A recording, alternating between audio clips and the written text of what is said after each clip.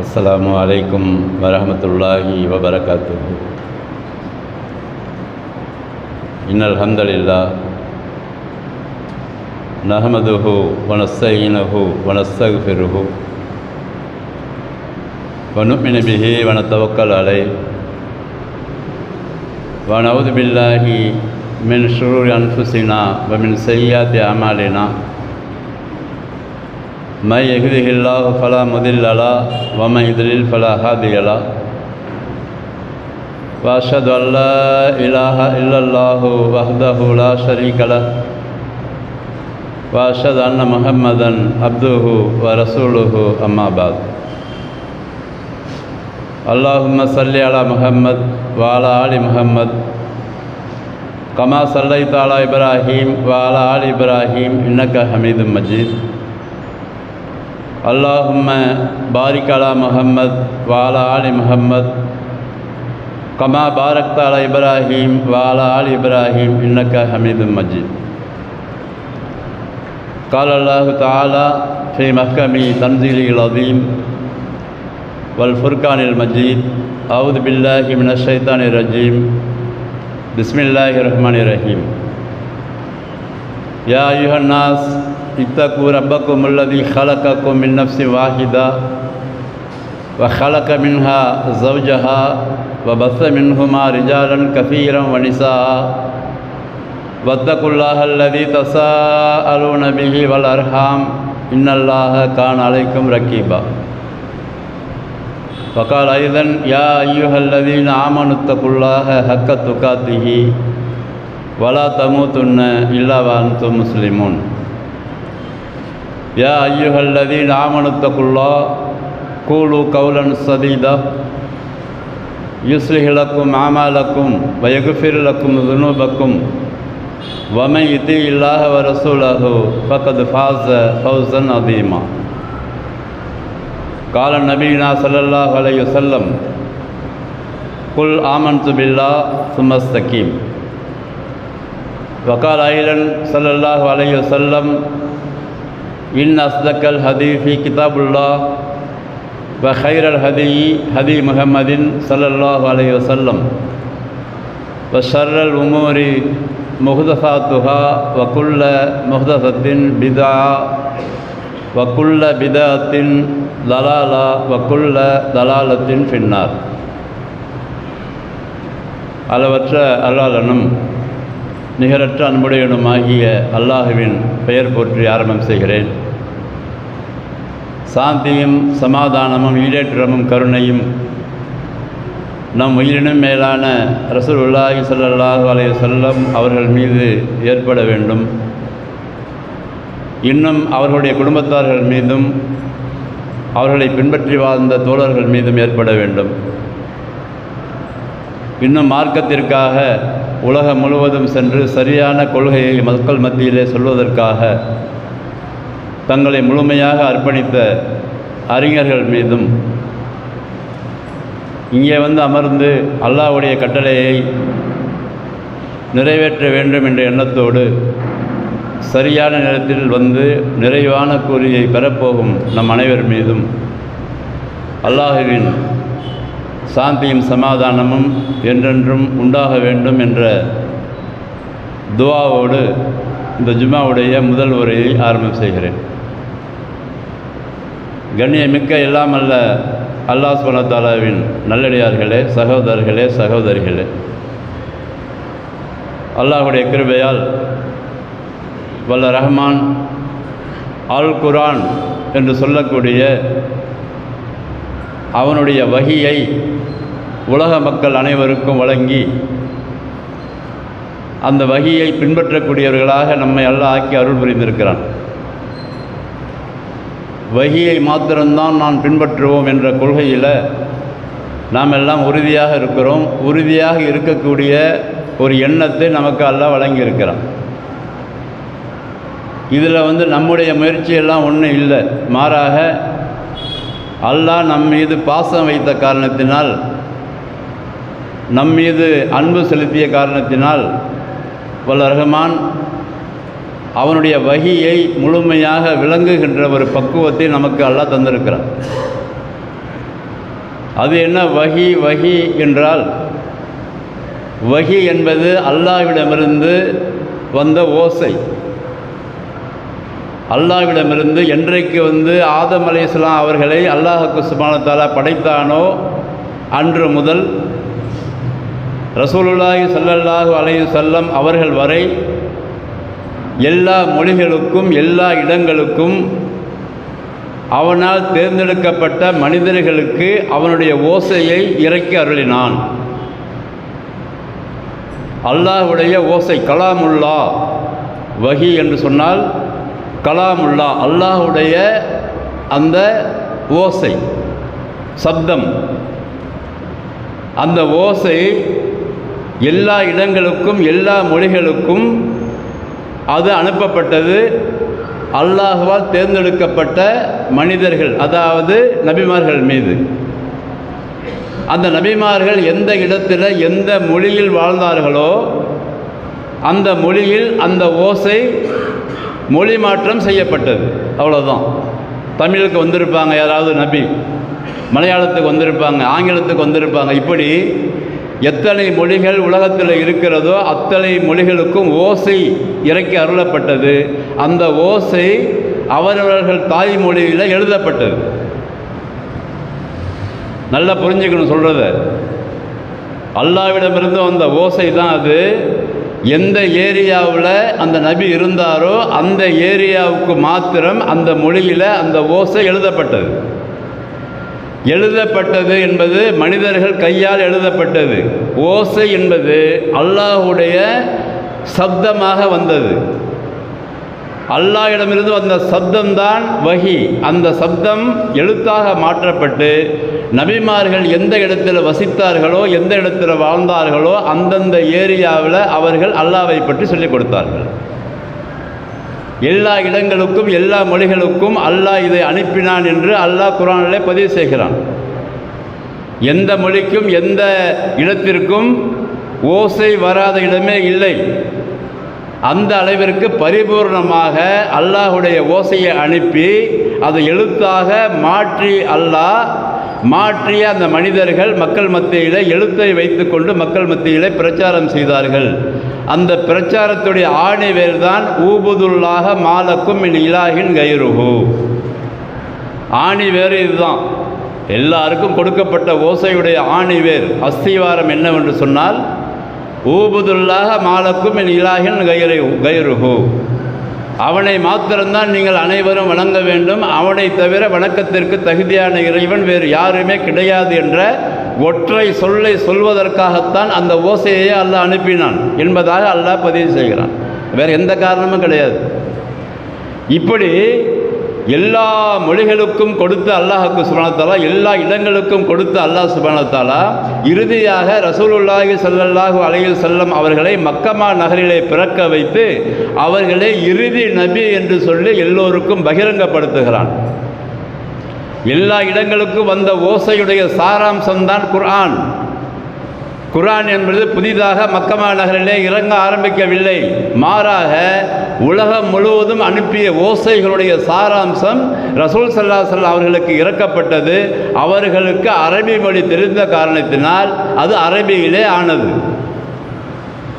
அரபியிலே அந்த ஓசை வந்த காரணத்தினால் ரசூல் ஸல்லல்லாஹு அலைஹி வஸல்லம் அவர்கள் அந்த ஓசையை பெற்றுக்கொண்டு தன் முன்னால் இருக்கிற சஹாபாக்களிடத்திலே எழுதுமாறு சொன்னார்கள். அதை எழுதி வைத்தார்கள். எழுதிய பிறகு எல்லாம் வஹி இறங்கி முடிந்த பிறகு ஒரு கோர்வையாக ஆன பிறகு அதற்கெல்லாம் தலைப்பிட்டு இது இந்த சூரா, இது இந்த சூரா, இதுக்கு இந்த பேர், இதுக்கு இந்த பேர் என்று பரிபூர்ணமாக ரசூலுல்லாஹி ஸல்லல்லாஹு அலைஹி வஸல்லம் அவர்கள் தோழர்களிடத்திலே எழுதி வைத்து விட்டார்கள். இதுதான் எழுதி வைத்த விஷயத்தை தான் ரசூல் ஸல்லல்லாஹு அலைஹி வஸல்லம் அவர்களை பார்த்து அல்லாஹ் சொல்லுகிறான். எல்லோருக்கும் சொல்லுகிறான். எப்படி சொல்லுகிறான்? சூரத்துல் அஹ்ஸாபில் இந்த வசனம் வருது. 7வது அத்தியாயம் சூரத்துல் ஆராஃபில் 158வது வசனத்தில் வருகிறது. எப்படி வருது? நபியே நீங்கள் போய் சொல்லுங்க. ஓசை குல், நீங்கள் போய் சொல்லுங்க. யா அய்யுஹன் நாஸ், மனிதர்களே, இன்னி ரசூலுல்லாஹி இலைக்கும் ஜமியா, நான் உங்கள் அனைவருக்கும் அல்லாஹ்வுடைய செய்திகளை சொல்வதற்காக வந்த தூதர் என்ற வார்த்தையை நீங்கள் சொல்லிவிடுங்கள். ஏற்கனவே அனுப்பப்பட்ட ஓசைகள் எல்லாம் அந்தந்த இடங்களுக்கு வந்த ஓசை. அந்தந்த நபிமார்கள் அந்த மொழியிலே எழுதி வைத்து கொண்டு மக்களை அழைத்தார்கள். ஆனால் நீ அப்படி கிடையாது. ரசூலுல்லாஹ் பார்த்து அல்லாஹ் சொல்கிறான், நீ அப்படி கிடையாது. உனக்கு அரபியிலே இந்த ஓசை வந்தாலும், நீ அரபியிலே எழுதி வைத்திருந்தாலும், உலகத்தில் இருக்கிற எல்லா மொழிகளுக்கும் எல்லா இடங்களுக்கும் நீதான் தூதர், அல்லாஹ்வுடைய தூதர் என்று சொல்லிவிடு.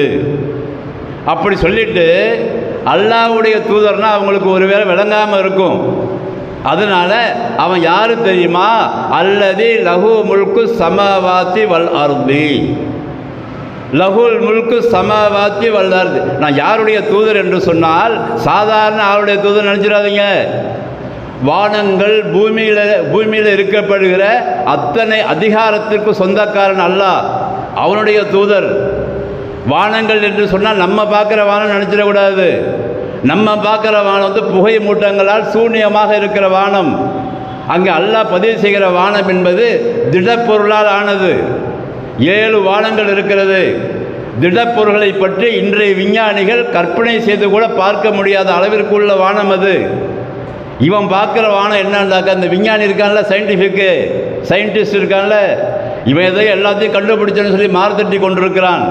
அல்லாஹ் சொல்லுகிற வானம் என்பது அப்படி ஒரு வானம் இருக்கிறதா என்று கற்பனை கொண்டு பார்க்கல. என்ன அவன் பார்க்குறதா இந்த ஏரோப்ளேன் ஓடுற வானம், அந்த ஓடுகிற மேகம், அங்கேருந்து வருகிற மழை, மனிதர்களுக்கு தேவையான விஷயம் நடக்குதா இல்லையா, மழை பொழியுது, இதெல்லாம் வந்து நினச்சிட்டு இருக்கிறான். ஆனால் அல்லாஹ் சொல்லுகிற வானம் என்பது 7 வானங்கள் இருக்கிறது. ஒவ்வொன்றுக்கும் கதவு இருக்கிறது. அதெல்லாம் திடப்பொருளால் ஆனது. அங்கே கோடிக்கணக்கான மகளுக்கள் படைப்பினங்கள் அங்கே இருக்கிறது.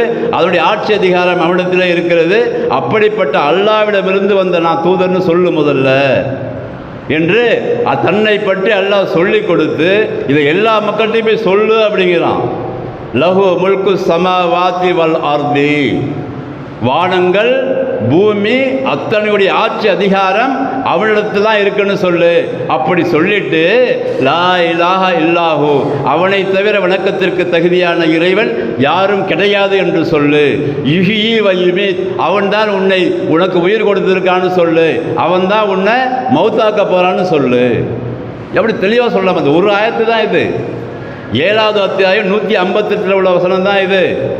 அப்படி சொல்லிட்டு யுஹ்யி வ யுமீத், அவன் தான் உன்னை வந்து உயிர் கொடுக்க போகிறான், உயிர் கொடுத்துருக்கிறான், கொடுக்க போகிறான், கொடுத்து கொண்டே இருப்பான். அவன் நாடியவரை கொடுப்பான், படைத்து கொண்டே இருப்பான். அவன் சும்மா விடுவான், அவன் விடமாட்டான், மௌத்தாக்கிடுவான். அப்படின்னு போய் சொல்லு. யுஹ்யி வ யுமீத், அவன்தான் உனக்கு உயிர் கொடுத்தான், அவன்தான் உன்னை மரணிக்க செய்ய இருக்கிறான். அப்படிப்பட்ட அல்லாஹ்வன்.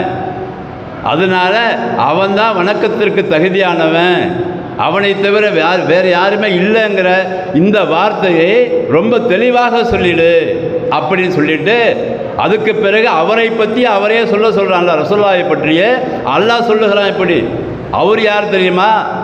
உங்ககிட்ட இந்த மெசேஜ் சொல்கிறார்ல, அவர் யார் தெரியுமா? அவர் வந்து பெரிய படிப்பறிவு உள்ளவர்லாம் கிடையாது. அவருக்கு வந்து எந்த ஞானமும் கிடையாது.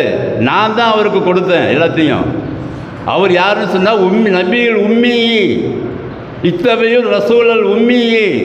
அவரையே நான் பின்பற்ற சொல்லுன்னு சொன்னாக்கா யுமினு பில்லாஹி வ ரசூலில் உம்மி இல்லதி அப்படின்னு நல்லா பதிவு அந்த ஆயத்தில். ஒன்றுமே தெரியாது அவருக்கு, அவரை பற்றி அவருக்கு தெரியாது. அல்லாண்டா யாருன்னு தெரியாது 40 வயசு வரைக்கும். உலகன்னா என்னன்னு தெரியாது அவருக்கு, புத்தகம்னா என்னன்னு தெரியாது, எழுதவும் தெரியாது, வாசிக்கவும் தெரியாது, எங்கே என்ன நடக்குன்னு எதுவுமே தெரியாது, எது நேரு வழி எது கோணலா வழி ஒன்றுமே தெரியாது. நான் தான் அந்த வஹி மூலமாக எல்லாவற்றையும் உலகம் படைக்கப்பட்டதிலிருந்து இருக்கிற எல்லா செய்திகளையும் அவருக்கு என்னுடைய ஓசை மூலமாக சொல்லியிருக்கிறேன். அவருக்கு வந்து பெரிய அறிவு இருக்குன்னு யார் நினச்சிடாதீங்கன்னு அல்லாஹ் அங்கே பதிவு. ஏன்னாக்கா அல்லாஹ்வுடைய அந்த வழிமுறை என்னவென்று சொன்னால், எத்தனை உயர்ந்த இடத்துல இருந்தாலும் ஒரு தட்டு தட்டி விடுவோம் அல்லாஹ்ங்க. ஏன் நீ அங்கே போய் சிலை வச்சிடக்கூடாது, அவருக்கு போய்ட்டு அங்கே போய் சிலையை வச்சிடக்கூடாது, அவரை போய் வணங்கிடக்கூடாது, அவர்கிட்ட போய் கேட்டுடக்கூடாது, அவருக்கும் அவர் வந்து அல்லாட்ட நெருக்கமாக்கான்னு நினச்சிடக்கூடாது. அதனால அங்கே ஒரு தட்டு தட்டுறா, இவரை பற்றி நீ பெருசாக நினச்சிடாதப்பா, இவர் ஒன்றுமே தெரியாமல் தான் இருந்தார். ஆனால் நான் தான் இவருக்கு எல்லா விதமான கலைகளையும் கற்றுக் கொடுத்து எல்லா விதமான விஷயங்களையும் சொல்லிக் கொடுத்து உலக மக்கள் அனைவருக்கும் என்னுடைய விஷயத்தை சொல்வதற்காக நான் ஏற்பாடு பண்ணி வச்சிருக்கிறேன்.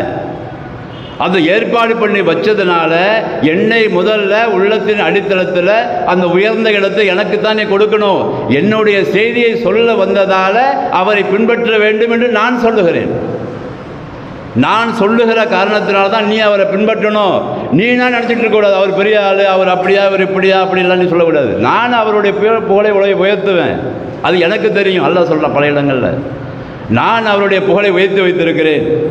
அவரை போன்று சிறந்த படைப்பு யாருமே இல்லை என்று பல இடங்கள் அல்லாஹ் பதிவு செய்கிறான். ஆனாலும் என்னுடைய தகுதி யாருக்கும் கிடையாதுங்கிறான் அல்லாஹ். என் செய்தியை தான் அவர் சொல்ல வந்திருக்காருன்னு சொல்கிறான். அதனால் இந்த விஷயத்தை நாம் ஆழமாக பதிவு செய்யணும். இந்த 7வது அத்தியாயம் 158வது வசனத்தில் உள்ள விஷயத்தை அல்லாஹ்விடமிருந்து செய்தியை பெற்றார். அதை அவர் அப்படியே மக்கள்கிட்ட சொன்னார். கூடுதல் குறைவில்லாமல் சொன்னாங்க. அதனால் அல்லாஹ் சொன்னதால் நான் இவர்களை பின்பற்றுகிறேன். இறுதி நபி என்று அல்லாஹ் சொல்லி இருக்கிறான் குர்ஆனில். அதனால் நான் பின்பற்றுகிறேன். மற்றபடி அவர்கிட்ட நான் சொல்லி தான் அவரு தான் கேட்டு எனக்கு வாங்கி கொடுக்க வேண்டும் அல்லாஹ்ட்ட அவசியம் எனக்கு கிடையாது. அது யாராக இருந்தாலும் இதுதான். ரசூலுக்குன்னே இதுனாக்கா ரசூலுக்கே இதான் தகுதின்னு நமக்கு உள்ளத்தில் வச்சுருக்கணும்னு சொன்னாக்கா மற்ற ஆள்லாம் யார்? மற்ற ஆள் யாருங்கிற நம்ம ரசூலுக்கே இந்த தகுதியை கொடுத்து தான் அல்லாஹ் சொல்கிறான். இங்கே இந்த ஆயத்தில் ரசூலை கூட ரசூல் என்று நினைக்க வேண்டுமே தவிர அதற்கு மேலே ஒருபடி எக்ஸ்ட்ரா நினைச்சிடக்கூடாது. புகழ்வதாக இருந்தால் கூட என்னுடைய தகுதியை வைத்து நீ புகழக்கூடாது. வேறு ஏதாவது புகழ்ந்துட்டு போ. அது புகழ்வதற்கு கூட வார்த்தை கூட நான் சொல்லி வச்சிருக்கிறேன் உனக்கு. அதுக்கான நடைமுறையை ஏற்படுத்தி வைத்திருக்கிற சமுதாயத்தில் உலக மக்கள் அனைவரும் ரசூல் ஸல்லல்லாஹு அலைஹி வஸல்லம் அவர்களை புகழ்வதற்காக வேண்டிய வார்த்தைகளை நான் வைத்திருக்கிறேன். நிறைய வசனங்கள் குர்ஆனில் இருக்குது ரசூலுல்லாஹ் புகழ்வதற்காக. அதையெல்லாம் விட்டு நானாக ஒரு கவிதை எழுதி வைக்கிறேன்னு சொல்லி அல்லாஹ்வுடைய பண்பை சொல்லி நீ எழுதி வைத்து கொண்டு பாடுகிறாய் என்று சொன்னால் அதற்கு எந்த விதமான அனுமதியும் இல்லை என்று தெளிவாக அல்லாஹ் சுப்ஹானஹு சொல்லி விடுகிறான். அப்படிப்பட்ட விஷயங்களை தான் ஆணித்தரமாக ரசூல் ஸல்லல்லாஹு அலைஹி வஸல்லம் சொல்லி சஹாபாக்கள்கிட்ட சொல்லி அந்த சமுதாயத்தை வளர்த்தார்கள் ரசூல் ஸல்லல்லாஹு அலைஹி வஸல்லம் அவர்கள். அதனால தான் அல்லாஹ் எங்கே வேணாலும் குர்ஆன் எடுத்து படித்து பாருங்கள். என்னுடைய ஒரு சின்ன தகுதி ஒரு மில்லி அளவிற்கு கூட மனிதர்களுக்கு கொடுத்து விடக்கூடாது என்பதில் ரொம்ப சர்வ ஜாக்கிரதையாக இருக்கிறான். குர்ஆனை பயன்படுத்துகிற அந்த வார்த்தையை படிக்கும்போது தெரியாது. குர்ஆனை படிக்கும் பொழுது அரபி வசனங்களை படிக்கும்போது இலக்கணத்தோடு சேர்ந்த அர்த்தத்தை படிக்கும் பொழுது ஒரு மில்லி அளவு கூட அல்லாஹ்வுடைய பண்புகள் யாருக்கும் வந்துவிடக்கூடாது என்பதில் ரொம்ப சர்வ ஜாக்கிரதையாக அல்லாஹ் இருக்கிறான். அந்த அளவிற்கு வார்த்தையுடைய அமைப்பு குர்ஆனில் இருக்கிறது. அந்த அளவிற்கு ரொம்ப ஸ்ட்ராங்காக சொல்லி வச்சுக்கிறான். ஏனென்று சொன்னால் அவன் தகுதியே வேற. அந்த தகுதி எக்ஸ்ட்ரீம் தகுதி, அது சூப்பர் பவர் அவன்.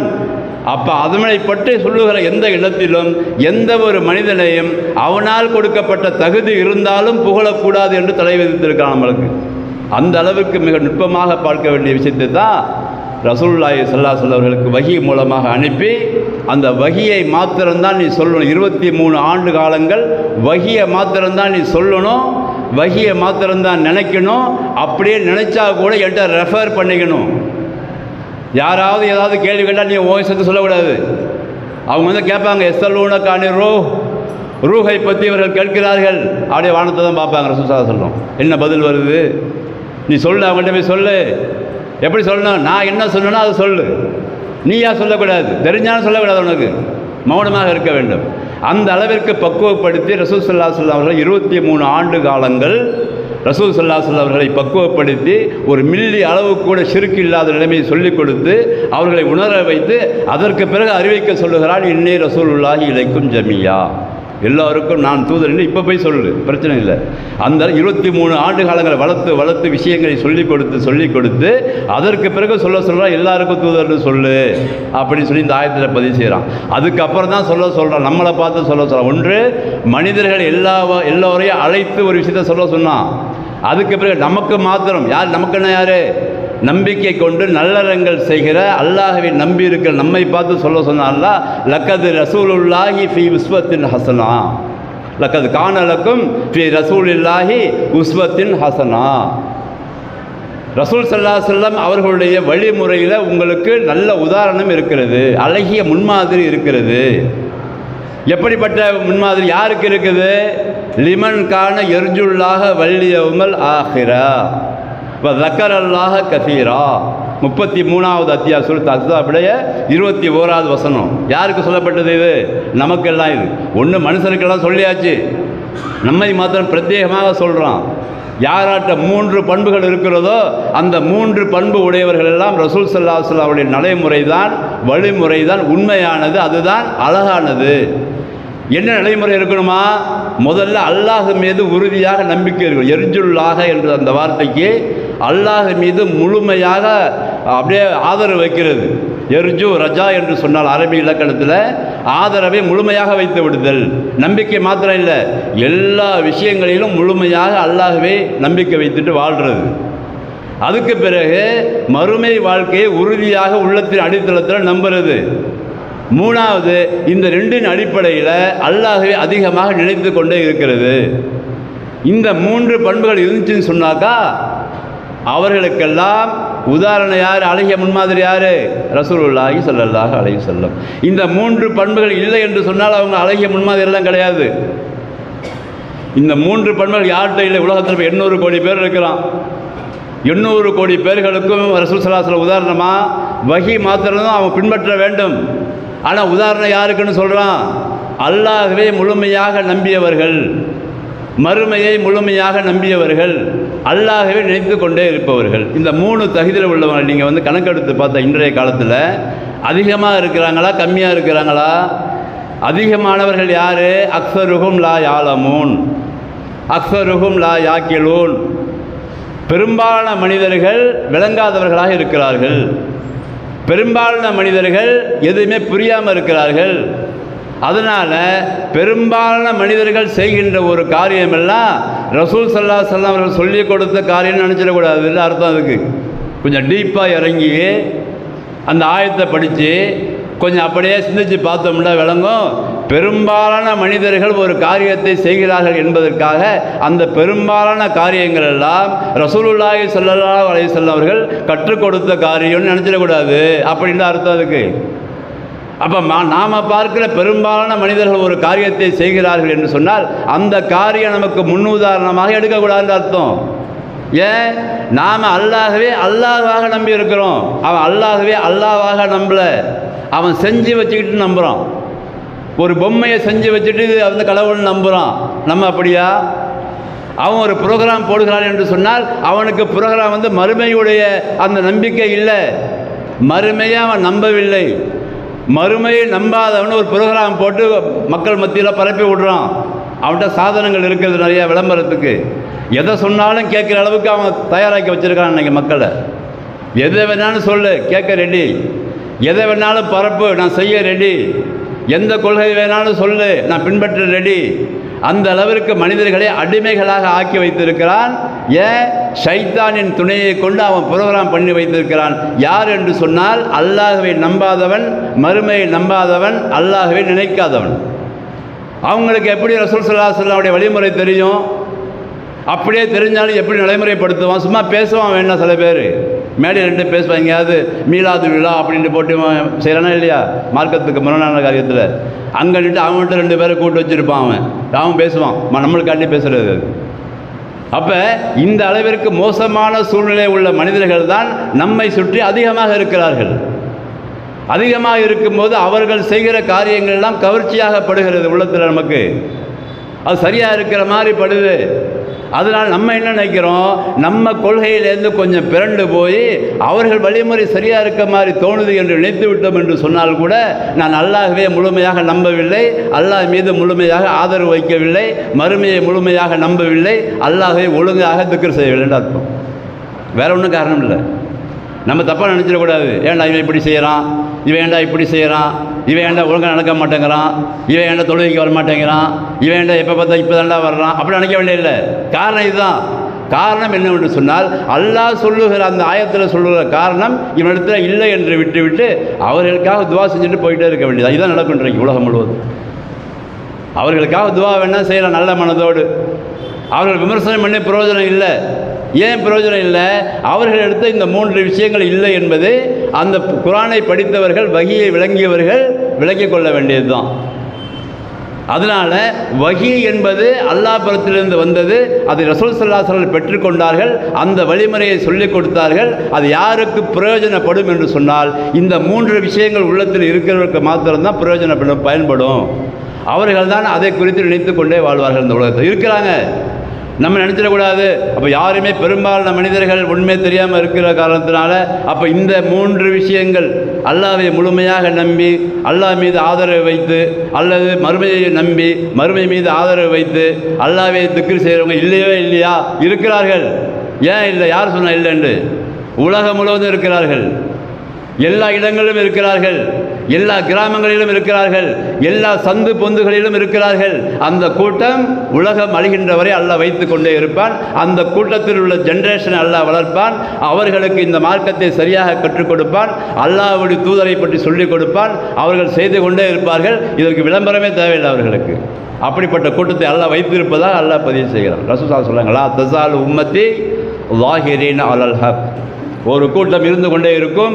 அந்த கூட்டம் அது மிகைத்து கொண்டே இருக்கும். யாருடைய செயல்களையும் பார்த்து அவங்க மாற மாட்டாங்க. நீ என்ன உலகத்தில் உள்ள எல்லாம் கூட அனாச்சாரம் பண்ணு, உலகத்தில் உள்ள யாரும் எல்லாம் கூட அனாச்சாரம் பண்ணு, என்ன வேணாலும் டான்ஸ் போடு, நீனு என்ன வேணாலும் பாட்டு பாடு, நீனு என்ன வேணாலும் வெளியாட்ட கொண்டு வா, நீனு அசர மாட்டாங்க அவங்க. அந்த கூட்டம் அல்லாஹ்வுடைய கூட்டம் இருக்கிறாங்க. அவர்கள் தான் அல்லாஹ்வுடைய படை வீரர்கள் என்று அல்லாஹ் பல இடங்கள் அல்லாஹ் பதிவு செய்கிறான் குர்ஆனில். அல்லாஹ்வுடைய படை வீரர்களை அல்லாஹ் தயார் பண்ணி உலகம் முழுவதும் பரப்பி வைத்திருக்கலாம் அவன்.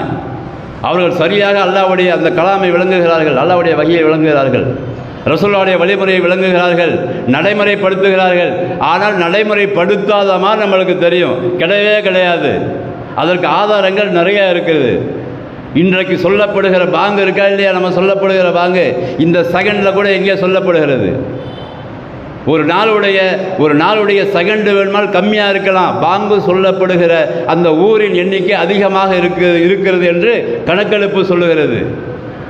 பாங்குடைய ஒரு செகண்டு தான் 24 மணி நேரத்துக்கு கிட்டத்தட்ட 84,600 செகண்டு வருது. கணக்கு பண்ணி பார்த்தா ஒரு நாளைக்கு 24 மணி நேரத்துக்கு 84,600 செகண்டு தான் வருது. ஆனால் 84,600 செகண்டை விட உலக அளவில் கிராமங்களுடைய எண்ணிக்கை அதிகமாக இருக்குது, மொழிகளுடைய எண்ணிக்கை அதிகமாக இருக்குது. எல்லா இடத்திலும் பாங்கு சொல்லப்படுகிறது. அங்கெல்லாம் அல்லாஹ் தான் பெரியவன் என்று சொல்லப்படுகிறது. ரசூல் ஸல்லல்லாஹு அலைஹி வஸல்லம் அவர்கள் தான் அல்லாஹ்வுடைய தூதர் என்று சொல்லப்படுகிறது. வெற்றி இங்கு தான் இருக்குது என்று சொல்லப்படுகிறது. அங்கெல்லாம் தோல்வி என்று சொல்லப்படுகிறது. எல்லாரும் வாருங்கள் என்று அழைக்கப்படுகிறது, அழைத்து கொண்டே இருக்கப்படுகிறது. சுப்ஹானல்லாஹ். சும்மா ஒன்றும் கிடையாது. நம்ம நினைக்கிற சும்மா 10 பேர் பத்து தொழுகையில் 2 சப்பு தான் வருது, அந்த பக்கம் 3 சப்பு தான் வருது, ஏதாவது விசேஷம்னா 4 சப்பு வருது அப்படின்னு நினச்சிடக்கூடாது. உலகம் முழுவதும் அல்லாஹ்வுக்கு சுப்ஹானஹு வ தஆலா தன்னுடைய அடிமைகளை கொண்டு, அடியார்களை கொண்டு அழைத்து கொண்டே இருக்கிறான்.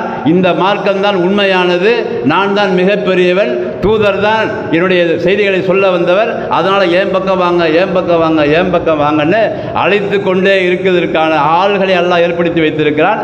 அதற்கு நேரம் போதவில்லை, 24 மணி நேரத்தில் அதற்கான வினாடி போதவில்லை. இதுதான் கணக்கெடுப்பு. நீங்கள் ஒன்று ஆய்வு செய்து பாருங்கள், கூகுளில் போய் தட்டி பாருங்கள். நீங்கள் இப்போ தட்டி பார்த்தா தெரியும் எந்த இடத்துலையும் பாங்க சொல்லிட்டு இருப்பாங்க.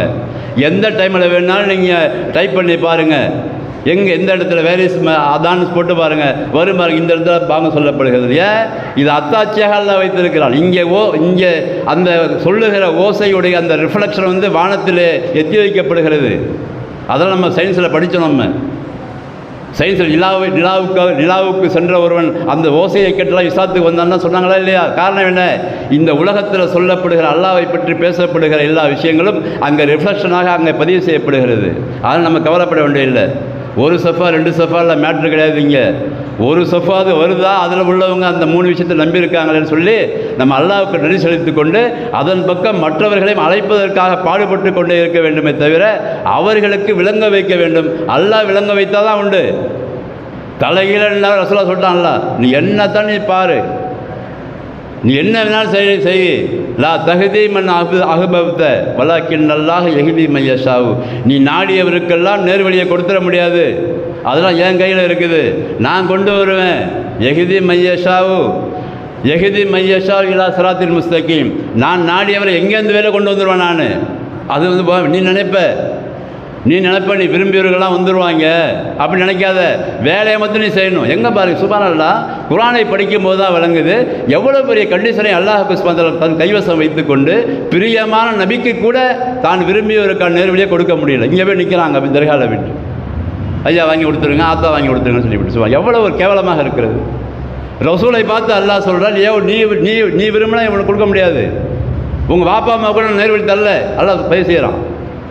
உன்னை பெற்றெடுத்த வாப்பா அம்மா கூட நேர்வழி கிடையாது, உன்னை பராமரித்தவனுடைய பெரிய வாப்பா கிடையாது. எத்தனை சம்பவங்கள் குர்ஆனில் வருது. நபிமார்கள் பிரியமான நபி நூஹ் அலைஹிஸ்ஸலாம் மௌனம் கிடையாது. எத்தனை நபியுடைய மனைவி வழிகாட்டில் போனாங்க, மகனை கூப்பிட்றாரு, அவர் போயாங்கிறான். அவன் தண்ணி வருதுப்பா, பொங்கி வந்துடுதுப்பா, நீ கண்ணால் பார்க்குறது ஏறிக்கப்பா கப்பலில், நீ போய் நம்ம மலையில் ஏறிக்கிறாங்களாம். அவன் இதெல்லாம் எதுக்கு காமிக்கிறான்ல? என் கைவசம் இருக்கிறது. நேர்வழி என்பது, சரியான பாதையில் நடப்பது என்பது எவனாலும் நடத்திவிட முடியாது. நான் தருவேன், அவன் வருவான். அவன் எப்படிப்பட்டவன் என்று உனக்கே தெரியாது. எங்கே இருந்து உள்ளவனையும் கொண்டாந்து ஒப்பைங்கிற அல்லாஹ் நடந்து கொண்டே இருக்குது. இன்றைக்கு எங்கே இருந்தாலும் பார்க்க மாட்டான்ல, நேர்வழி கொண்டாந்து வச்சு நம்ம முன்னாடி காமிச்சு விட்டுருவோம். அந்த பார்க்குறோம். இன்னைக்கு எத்தனை பெண்கள், எத்தனை ஆண்கள் மார்க்கத்தை தெளிவாக விளங்கிக் கொண்டு எத்தனை பதவிகளை அவர்களுக்கு நம்ம காலத்தில் பார்க்குறோம். இன்றைக்கு சுப்ஹானல்லாஹ் எத்தனை பேர்கள். காரணம் என்ன? அல்லாஹ் சொல்லுகிற உனக்கு கொடுத்த அருள்கொடையை நீ யூஸ் பண்ணாமல் விட்டுட்டப்பா, அதனால் வேறு ஆளுக்கு நான் கொடுப்பேன், நீ என்ன கேட்க முடியாது. உனக்கு ஒரு அருள்கொடையை கொடுத்தேன், அழகான மார்க்கத்தை கொடுத்துருக்கிறேன், என்னை நம்புன்னு நான் அவனை சொன்னேன், மறுமை ஒன்று இருக்குன்னு சொன்னேன், என்னை நினைன்னு சொன்னேன். அதெல்லாம் நீ விட்டு நீ பாட்டுக்கு வேலையை பார்த்தீங்கன்னா அப்போ நான் என்ன பண்ணுவேன்? உன்னை ஒதுக்கி விட்டு வேற ஆளை கொண்டு வரேன், நீனே அதை பார்ப்ப. நடக்குது இன்றைக்கு. அப்போ காரணம் என்ன? ஏன் ரசூல் ஸல்லல்லாஹு அலைஹி வஸல்லம் அல்லாஹ் பின்பற்ற சொல்லுகிறான் என்று சொன்னால், முதல்ல அல்லாஹ்வே முதல் நம்பு, அதுக்கான இலக்கணத்தை சொல்லிக் கொடுங்கிறான் அல்லாஹ் ரசூல் ஸல்லல்லாஹு அலைஹி வஸல்லம். அப்போ அதில் அலட்சியமாக நம்ம சமுதாயம் இருக்கிறது. இன்றைக்கு அலட்சியமாக இருந்து கொண்டு அல்லாஹ்வே நான் முழுமையாக நம்புகிறேன் என்று உள்ளத்தில் சொன்னோம்னு சொன்னாக்கா நம்ம பொய் சொல்கிறோம். ஏன்? அல்லாஹ் உள்ளத்தின் அடித்தளத்தை பார்ப்பதாக அல்லாஹ் பதிவு செய்கிறான். 8வது அத்தியாயம் 24வது வசனம், இன்னல்லாஹ் யஹூலு பைனல் மர்இ வல் கல்பிஹி. குர்ஆன் வசனம் இது.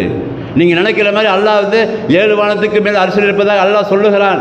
அதற்கு பிறகு சொல்லுகிறான், உனக்கும் உன் இதயத்திற்கு மத்தியிலே நான் சுற்றி கொண்டு இருக்கிறேன்னு அர்த்தம். அதுக்கு சுற்றி கொண்டிருக்கிறான், அல்லாஹ் சுற்றி கொண்டு இருக்கிறான் என்ற அர்த்தம் இல்லை. அவன் பார்த்து கொண்டிருக்கிறான், அவன் கண்காணித்து கொண்டிருக்கிறான் என்ற அர்த்தம். அப்போ உள்ளத்தின் அடித்தளத்தில் இருக்கிற அந்த எண்ணத்தை அறிகிற அந்த அல்லாஹ் நம்முடைய எண்ணத்தில் உள்ளத்தில் என்ன இருக்கிறது என்பதை அறிகிறான். எங்கே யார்கிட்ட போய் சொல்ல முடியும் நம்ம? அப்போ உள்ளத்தில் நினைக்கிறோம் என்று சொன்னால் நினைப்பதற்கு தகுந்த மாதிரி அமல் வரணுமா வேண்டாமா? நினைப்பு இருக்குது, அமல் எங்கே? நினச்சா போதும்னு சொல்ல போகிறோமா நம்ம?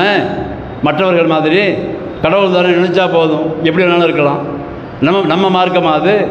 நம்முடைய மார்க்கம் என்பது அல்லாஹ்வை தெளிவாக விளங்க வேண்டும். அல்லாஹ் எப்படி சொல்லியிருக்கான்னு விளங்க வேண்டும். அது எந்தெந்த இடத்துல எப்படி சொல்லியிருக்கான்னு பார்க்கணும், அதுக்கு தகுந்த மாதிரி பயன்படுத்தணும். அந்த எண்ணத்தை உள்ளத்தில் கொண்டாந்துடணும். அதான் எரிஜுல்லா. அல்லாஹ் மீது உறுதியாக நான் ஆதரவு வைக்கிறேன் என்று சொன்னால், அல்லாஹ்வை நம்புகிறேன் என்று சொன்னால், உள்ளத்தில் இருக்கிற அந்த உணர்வு இருக்குல்ல, அதை அல்லாஹ் அறிகிறான். செவியாக இருக்கிறான். எப்படி செவியாக இருக்கிறான் தெரியாது. இதான் பதில். அவனால் படைக்கப்பட்ட எல்லா மனிதர்களுக்கும் எல்லா படைப்பனங்களுக்கும் அவனுக்கு மத்தியிலே ஒரு தொடர்பு இருக்கிறது. அந்த தொடர்பு தான் ذிக்ர் மூலமாக வெளிப்படும். அதுதான் ரசூல் ஸல்லல்லாஹு அலைஹி வஸல்லம் சொல்லிக் கொடுத்தாங்க. தொடர்பு இருக்குப்பா, உங்களுக்கு லிங்க் இருக்குது. அது கனெக்ஷன் கொடுத்த லிங்க் இல்லை, அது ஒயர் தேவையில்லை, பாசிட்டிவ் நெகட்டிவ் தேவையில்லை, அதுக்கு பச்சை ஒயர் வெள்ளை ஒயர் சேப்பு ஒயர் தேவையில்லை, அதுக்கு நம்ம கரண்ட்டுக்கு தேவை. அது அல்லாஹ்வுக்கும் நமக்குமான தொடர்புக்கு உள்ளத்தில் நீ எதை பற்றிய விதையை நீ போடுகிறாயோ அப்பொழுது அந்த உள்ளம் பிரகாசமாக இருக்கும். அந்த எரிஜுல்லா என்ற வார்த்தைக்கு அது அர்த்தமாக இருக்கும். அந்த எரிஜுல்லா என்ற வார்த்தையை நீ உள்ளத்தில் போட்டுட்டீங்கன்னா அதற்கு பிறகு மறுமையை பற்றி நினைக்க ஆரம்பிச்சிருவேன். அந்த மறுமையை அல்லாஹ்வை பற்றி சரியான நினைப்பும் மறுமையை பற்றிய சரியான நினைப்பும் உள்ளத்தில் வந்து விட்டது என்று சொன்னால் அதற்கு பிறகு அல்லாஹ்வை நினச்சிட்டே இருப்பேன். சுப்ஹானல்லாஹ் சொல்லுவேன், அல்ஹம்துலில்லாஹ் சொல்லுவேன், அல்லாஹ் அக்பர் சொல்லுவேன், அஸ்தக்ஃபிருல்லாஹ் சொல்லுவேன், அல்லாஹ் சொன்ன காரியத்தை நடக்கணும்னு சொல்லுவேன், கடமைகளை செய்ய ஆரம்பிப்போம். நம்மால் எந்த உயிரினங்களுக்கும் தீமை வரக்கூடாதுன்னு நினைப்போம். அதற்கு பிறகு அவன் பாதையிலே சென்று கொண்டு இருப்போம். அந்த பாதையிலேருந்து தடம் புரளக்கூடாது என்று அல்லாஹ்ட்ட கேட்டுகிட்டே இருப்போம். அப்படிப்பட்ட நிலைமையை அல்லாஹ் ஆக்குவதாக இங்கே பதிவு செய்கிறார். அதைத்தான் ரசூல் ஸல்லல்லாஹு அலைஹி வஸல்லம் வழிமுறையில் அழகிய முன்மாதிரி என்று இந்த வசனத்தில் அல்லாஹ் சொன்ன 53:21 அழகிய முன்மாதிரி இருக்குது, அழகிய முன்மாதிரி இருக்குது, ரசூலுல்லாஹ்ட்ட அழகிய முன்மாதிரி இருக்குதுன்னு சொன்னாக்கா அல்லாஹ் கொடுத்த அந்த அல்லாஹ்வை பற்றி சொன்ன அந்த கல்வியை முழுமையாக உள்வாங்கினார்கள், மறுமையை உறுதியாக நம்பினார்கள், அல்லாஹ்வை நினைத்து கொண்டே இருந்தார்கள், எந்த நேரம் பார்த்தாலும் திக்ர் செய்து கொண்டே இருந்தார்கள், அல்லாஹ்வுடைய பேரை சொல்லிக் கொண்டே இருந்தார்கள். கண்டிப்பாக சந்திக்கப் போகிறோம் என்று நினைப்ப சொன்னாங்க. அதனால தான் சஹாபாக்கள் தூக்கி எறிஞ்சாங்க எல்லாத்தையும். சும்மா பைத்தியக்காரங்களா அவங்கெல்லாம், முட்டாள்களா? உலகத்தை பிடிக்க தெரியாது அவங்களுக்கு? உலகத்தை பிடிக்க தெரியாமல் இருந்தாங்க ஒருத்தவங்களாங்க. அங்கே வரலாற்றை படிக்கும் போது எத்தனை பெரிய பணக்காரர்கள் இருந்தார்கள், எத்தனை அழிச்சாட்டியம் செய்தார்கள். ஏன் எல்லாம் தூக்கி போட்டாங்க? இந்த 3 விஷயம் விளங்கிருச்சு அவங்களுக்கு. இந்த 3 விஷயம் விளங்கின காரணத்தினால ஓஹோ இந்த உலக வாழ்க்கை என்பது சும்மாடா, இதெல்லாம் ஒன்றும் கிடையாது, இது கரெக்டாக கம்பேர் பண்ணி பார்த்தாங்க. அவங்க சும்மா ஒன்றும் நம்பலை. அவங்க அனுபவித்தது வேறு, அவங்க இருந்த வழிகேடு வேறு. ரசூலுல்லாஹ் அல்லாஹ்ட்ட செய்திகளை பற்றி சொல்கிறாங்க, கம்பேர் பண்ணி பார்க்குறாங்க, கரெக்டாக செட் ஆகுது. அது ஒரு மில்லி அளவு கூட மாற்றமாக இல்லை. கரெக்டாக புரிஞ்சதுனால எல்லாத்தையும் தூக்கி போட்டாங்க. போட இதில் வேணாம், எனக்கு ஏன் வேணாம், எனக்கு அங்கே இருக்குது, இதில் பெரிய மேட்ரா, இது என்ன பெரிய மேட்ரா, இது என்ன பெரிய மேட்ரான்னு எதை பார்த்தாலுமே அவங்க ஆசை வைக்கல. ஆனால் ஆசை வைக்காதவர்களாக இருந்தார்களா? அவர்களை விட ஆசை வைத்தவர்கள் யாருமே கிடையாது. அந்த அனைத்து ஆசைகளையும் அல்லாஹ் எனக்கு எங்கேயோ வைத்திருக்கிறான் என்று எல்லா விதமான எவிடன்ஸையும் வச்சு பார்த்து நம்பின காரணத்தினால தான் ரலியல்லாஹு அன்ஹும் வரது அன்ஹு என்று பதிவு செய்கிறோம். அவர்கள் அல்லாஹ்வை புரிந்து கொண்டார்கள், அல்லாஹ் அவர்களை புரிந்து கொண்டான் என்று சொல்லி சர்டிஃபிகேட் கொடுத்துருக்கிறான். அதனால் இந்த ஆயத்து ஒரு ஆயத்தான் சொல்லியிருக்கிறேன். 33வது அத்தியாயம் 21வது வசனம் வீட்டில் படித்து பாருங்கள். நல்லா 100 ட்ரிப் படிங்க அந்த ஒரு ஆயத்தை. அப்போ தான் நமக்கு இன்னும் நல்லா விளங்கும், இன்னும் நல்லா விளங்கும். அப்போ நம்ம எங்கே இருக்கிறோம், எந்த ஸ்டேஜில் இருக்கிறோம், நம்ம என்ன பண்ணிக்கிட்டு இருக்கிறோம், அல்லாஹ் என்ன நம்மளை சொல்லிகிட்டு இருக்கிறான், நம்ம சமுதாயம் யார், நமக்கு தரப்பட்ட அருள்கூட என்ன, நாம் என்ன பண்ணிகிட்டு இருக்கிறோம் எல்லாம் விளங்க ஆரம்பிக்கும். விளங்க ஆரம்பித்தா ஒரு ட்விஸ்ட் பண்ணி விட்டுருவோம் அல்லாஹ் நம்மளை நேர்வழிக்கு திருப்பி இன்ஷா அல்லாஹ். அப்போ நேர்வழி என்பது அல்லாஹ் புறத்திலிருந்து வந்தது, வஹி என்பது ரசூலுல்லாஹ்வுக்கு கொடுத்தது. ரசூலுல்லாஹ்வுக்கு ஆரம்பத்தில் ஒன்றுமே தெரியாது. அந்த ரசூலுல்லாஹ்வுக்கு அல்லாஹ் கொடுத்த அந்த வஹியைத்தான் சரியாக பயன்படுத்தி மக்களிடத்தில் போதனை பண்ணார்கள், சரியான டீமை உருவாக்கினாங்க, ஒரு மிகச்சிறந்த சமுதாயத்தை உருவாக்கினாங்க.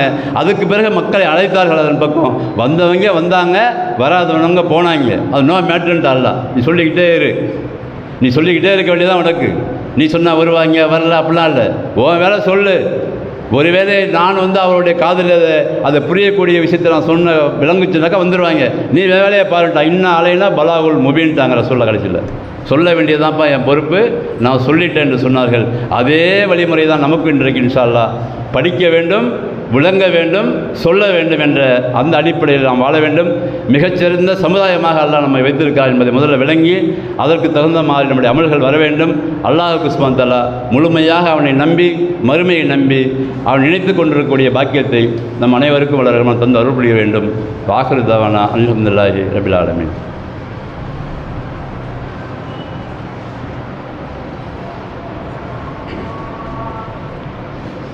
அல்ஹம்துலில்லாஹி ரப்பில் ஆலமீன் வல்-ஆகிபத்து லில்-முத்தகீன் வஸ்ஸலாத்து வஸ்ஸலாமு அலா ரசூலில்லாஹி ஸல்லல்லாஹு அலைஹி வஸல்லம் வாலிஹி வஸஹ்பிஹி அஜ்மாயின். அம்மா பாத்.